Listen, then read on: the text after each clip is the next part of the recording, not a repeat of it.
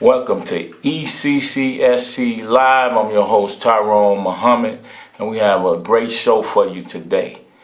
You know, everybody watching, you know the name of the show? The acronym ECCSC stands for Ex-Cons for Community and Social Change.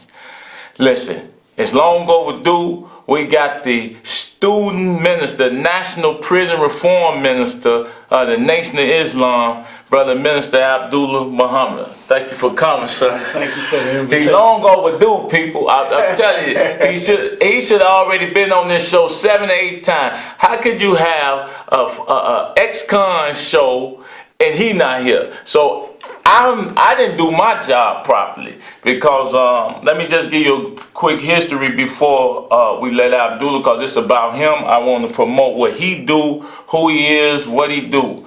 And that's, like I say, it's long overdue, and I'm thankful to Allah that he was able to make it today. My whole inception of truth, knowledge, wisdom, and all the things that I was searching for when I was in the streets.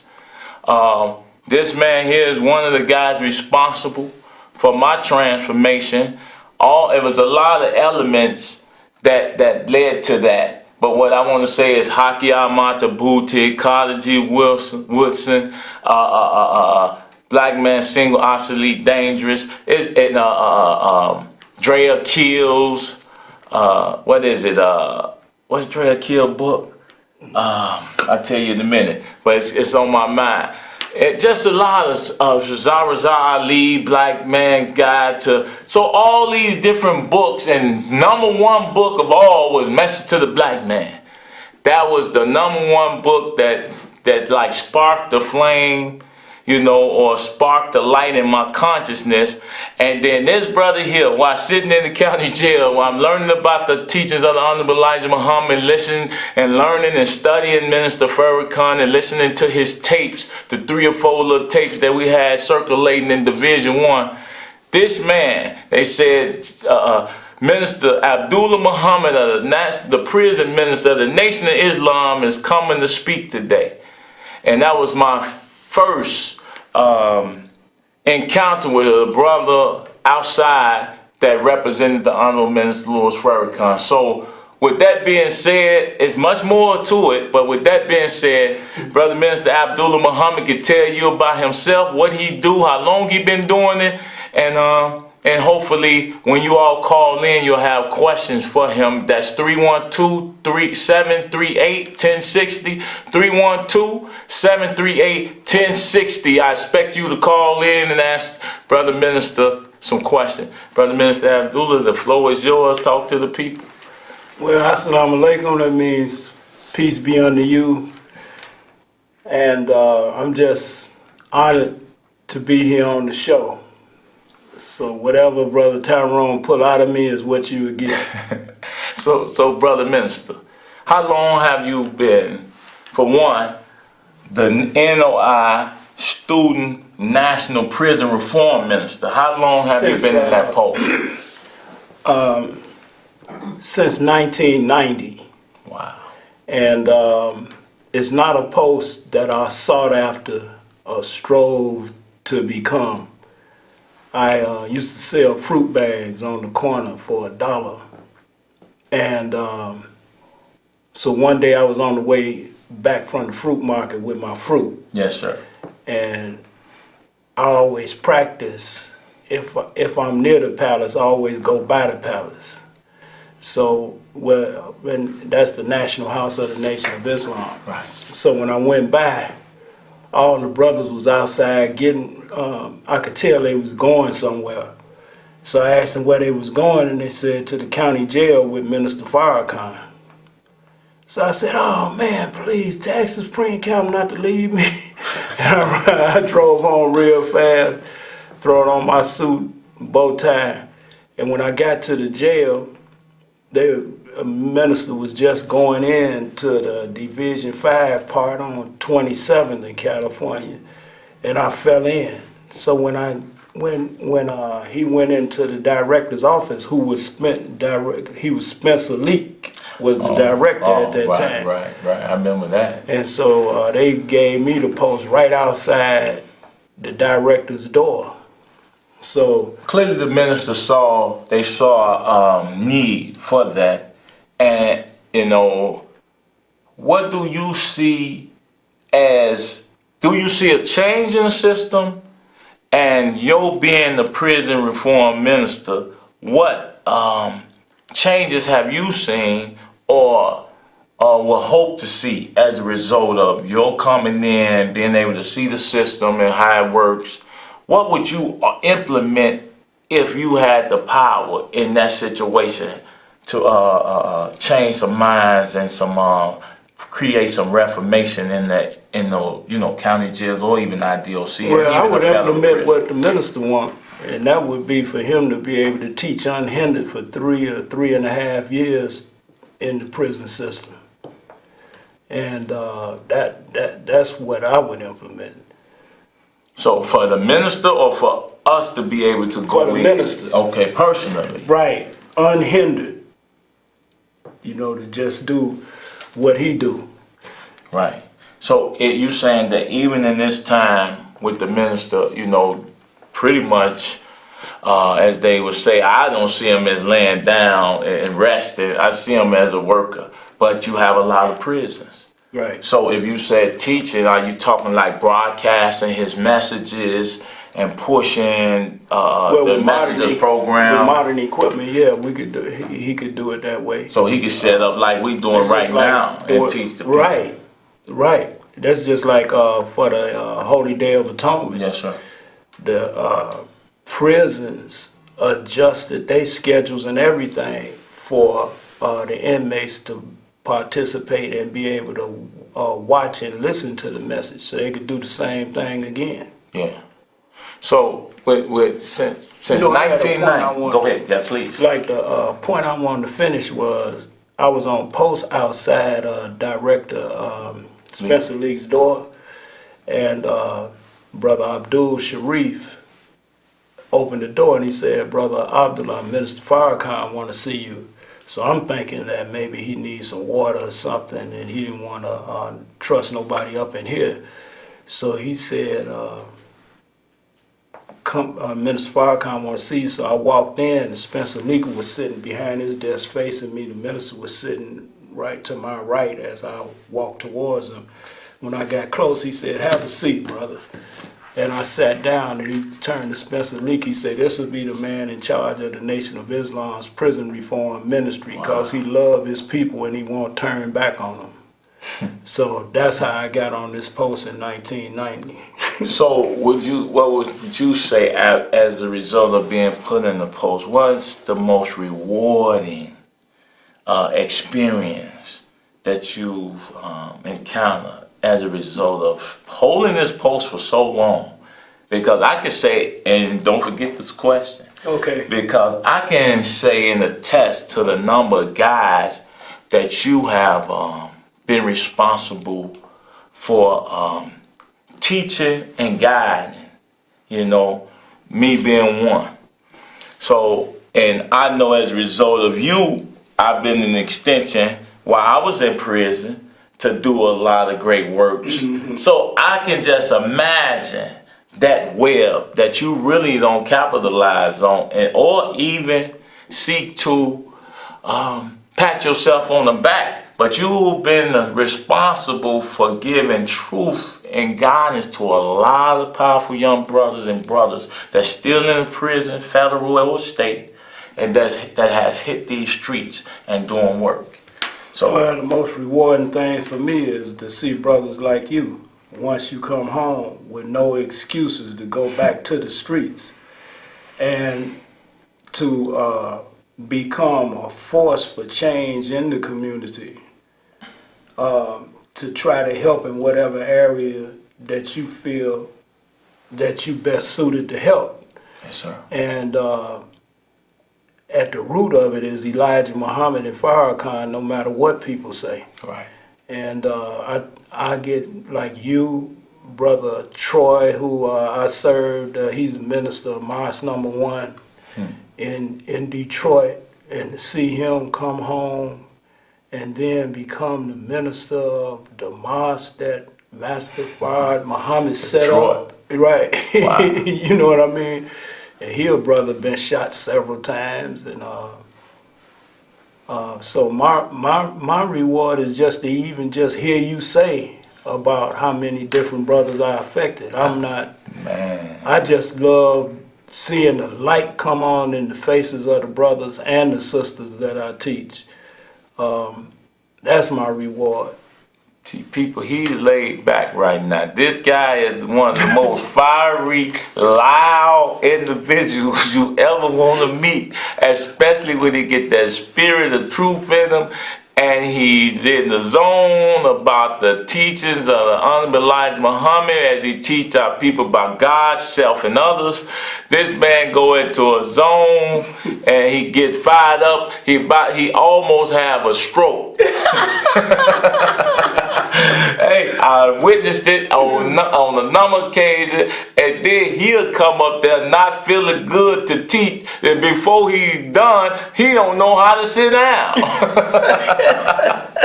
So all I'm saying is, man, it's an honor and a blessing. You know, we've all made mistakes and fall into errors, and that's why we have a Lord where we confess our faults and ask for forgiveness for our indiscretion against self, others.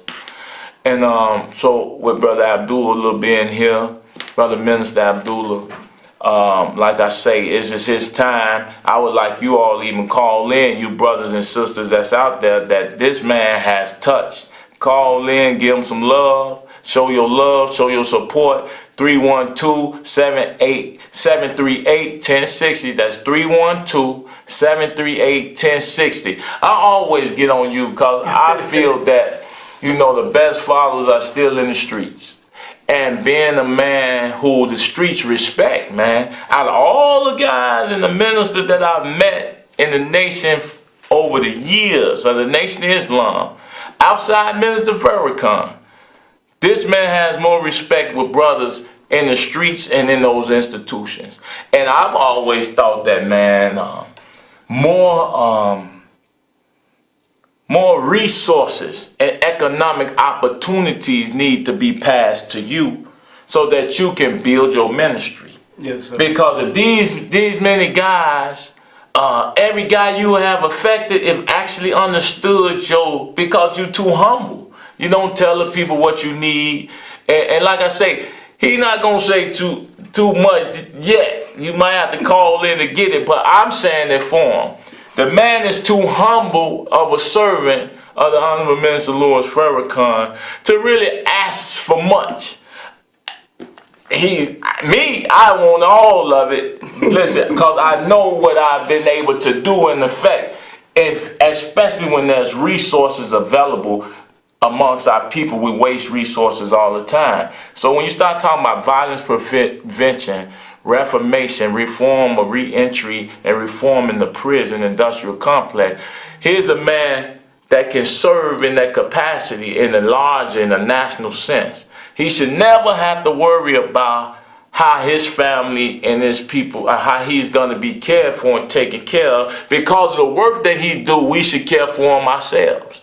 So, Brother Minister, I know you never say anything about what you need, but if you could, give me like 3 points or 5 points of what you need that can help you build your ministry outside of what the minister has, within the parameter of what the minister has taught, and what it would be and what it would look like. Give the people a vision, an idea of that. Well, right now, I've been teaching a long time, so now I'm ready to look towards providing housing and some type of programs for brothers and sisters when they come home. So right now, I have identified some property, and I need to raise funds in order to get the building. And I'm getting the building in the name of Muhammad Holy Temple of Islam. And Minister Farrakhan is not desirous of receiving funding from the government unless they're ready to fund our program with no strings attached. Because in Torchlight for America, he did say that let us do the job because we could do it for less. And we got a track record of doing it better just based on our love for our people with no strings attached. So right now, if you get the Final Call newspaper, you can come by the mosque or Respect for Life on 79th and Emerald and get the Final Call newspaper. On page 25, there's an ad soliciting donations so I could get the property. And the phone number is 773-324-6000, and you can just ask them to direct you to the Prison Reform Ministry office, and we'll return calls. But right now, that's what I'm after, property. Property to And- build out for the brothers and sisters coming home. Right. And I could use the skills, gifts, and talents of the brothers and sisters that came home. Mm-hmm. So I need all ex-offenders to contact my office at 773-324-6000, where we could put together and organize a council of brothers that could be on a board that helps steer that kind of activity. Because I'm going to tell you the truth, I'm not made to do business and preach freedom, justice, That's and right. equality. You can't do both. I'm made to deliver this word, and I'm free when I'm doing that. Yes, sir. And I get stress in the back of my neck trying to think about business and all of that. So I want to stay free. So I'm looking for brothers that want this cap to take care of other business that need to be done, and sisters. So, listen, even if you had to call me and I direct y'all to them, however it needs to happen, but we it's about a coalition. So we have a caller online, and caller, please come through your name, where you from if you like, and state what it is you need to ask Brother Minister. Yes, my name is Malik Muhammad, and I just wanted to call in and say, man, we thank you for the service that you get, brothers and sisters, in the community and in the prisons as well. Thank you, my brother. So how have the teachings or what the Brother Minister do serve you and others? How, from your observation? During my incarceration, it unlocked my mind. When I came in, I had a dead mind, and I'm still learning every day to try to find ways to improve self. To me, it's a never-ending road. But during my time there, it gave me something else to do to refurbish my mind as well as open my mind to develop myself different from what society was portraying us as. Yeah. Yes, sir. Thanks for calling in. Brother Minister, you want to respond to anything Malik just said? Well, that's what we believe, that Allah, who appeared in the person of Master Fard Muhammad, is the teacher of Elijah Muhammad, and that he's the wisest God to ever live. So whatever we do is based on the wisdom of our God, whom we know, while others believe in their God.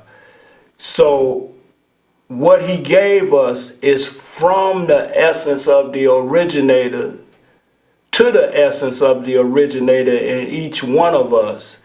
And the teachings begin to build the mind of your God in you towards you becoming a perfect reflection of him. So that's what breaks the cycle of what the world want to herd you into. Because by me being a spiritual man, I understand the scripture a little different.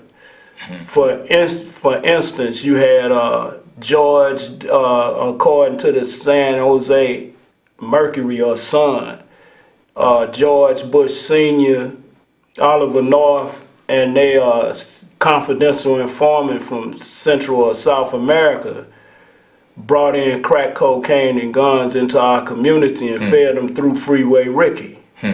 So crack cocaine became a tool to use to fill prisons up for a specific amount of time. In other words, they gave mandatory minimum sentences. So you was going to be there for that amount of time no matter what. So when you read Isaiah chapter 42, when Minister Farrakhan tells you this is a conspiracy to lock us up, well, once you know who your God is and who his anointed servants are and their articulation of the truth, it gives you eyes to see. So when I read Isaiah 42, it says, all of them are snared in holes, held in prison as a prey, and none says to restore to their former glory. Well, a snare is a trap. And traps don't set themselves. So whoever set the trap is the conspirators. And when you a snare is also that which entices you. So then they use the television and love and hip hop and different rappers and how many cars they got in their garage and they furs and golden goblets as they drink whatever it is they drinking. And so the brothers on the street want to live like that. Every man want to take care of himself and his family. So then they are drawn into selling crack. And the language that they use is fulfillment of that scripture. Snare, a trap. So when you're out selling crack, what you doing? Trapping. If you selling it from a house, what you doing? Selling it from a crack house, a trap house, right? So if you, once your light get turned on and you start seeing spiritually, the scriptures spiritually, then you get stronger and more determined to get this word to your people so they can see. Wow. So when you talk about those traps, and it's like it's enhanced because of the social media. Right. And the ability of just our children's ability to fall into snares as a result of their ability to access snares easier than it was when we was coming up. We was isolated from a lot of things. Right. But our children and what they go through, do we have to have a level of understanding? How do we then teach them today to avoid that when most adults don't even understand technology the way our children do? Do that inherently and isolate our children from us and the teachers or the elders? Well, by it being a world of social media, we got to do what you're doing now. Exactly. We got to get on the social media, and we got to communicate through whatever avenue is available, and we got to learn from our children which avenues to use. Yeah, I've heard you say that before, and I've heard you even use rap in prison. Oh yeah, as a way to, what I'm saying, to show these guys what it is that the rappers are trying to say. Right. Although they don't often convey it in the best way, but they doing it in there, Yeah. Well, it's some rap. You have to go through a whole lot of junk and trash to get to the one jewel, but because my son is a rapper and his name is Jaleel Muhammad, and he started rapping. He named himself Cutthroat Maniac. He got a holy name with his moniker is Cutthroat Maniac. Right, but he made a record called Message to the Black Man. And I can't think of all of the lyrics right now, but this one that stuck with me is the part where he was saying, niggas want to put you in the dirt just to put you on a shirt. Wow. And that stuck with me, man. I said, wow, man. Then I started thinking about all the balloons, the teddy bears, the beer cans, the wine bottles, and the candles, and brothers walking around with the RIP on their shirt. And that right there was like cold. So he got another one called Justice or Else. Right. And I can't remember all the verses, but he's saying justice or else, or we all gonna die. Don't forget about the crack epidemic in the 80s. It killed men, women, children, and babies. We still trying to find a rapist. and so he Yeah, put with some, all the with the cutthroat maniacism, he still find a way to teach the people.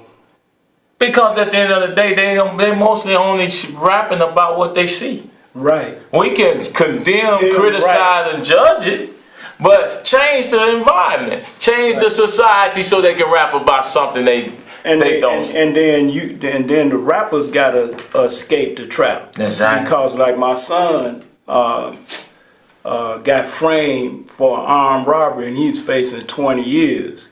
And so when the police came for him, I wouldn't go in the house and I wouldn't open up the door. I told him, you have to wait on my lawyer to bring him in. Y'all ain't taking him, right?